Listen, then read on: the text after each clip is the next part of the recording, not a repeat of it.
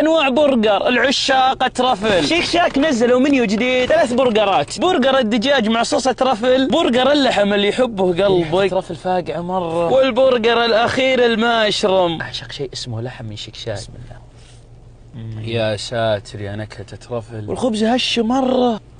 هذول توي بادي بولصن، نعتبر هذه من التوب 3 اللي يضبطونه. وندخل على الدجاج، الخبز كأنه مخدة على كبر الدجاجة، إلا وإنه ما شاء الله مستوية مرة. وندخل على المشروب مليانة صوص ترفل. يا ساتر، هذا المشروب جديد توهم منزلينه، ملك شيك زنجبيل، تشرب وتحسب دفع، يعطيك ايرر. عادي يجيك حار، هذا لا جايك ملك شيك. تحسبه بس برجرات؟ لا يا حبيبي، موجوده فرايز. اهم شيء صوص ترفل. انا ما غير اقول يا حظ اللي يعشق شيء اسمه ترفل.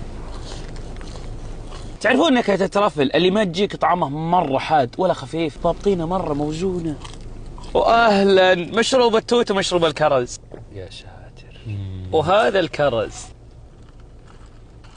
الحمد لله. بعلمك عن شيء اذا جيت لمشيك شاك، عندهم هذا الدفتر، تخيل بكل زياره يختمون لك عليه ختم. زيارتك الثانيه تاخذ مشروب التوت ولا الكرز، زيارتك الثالثه تاخذ هذا المشروب، الرابعه تاخذ البرجر، الخامسه وجبه كامله بلاش، تراول فتره محدوده. تبون الصراحه؟ يستاهل التجربه.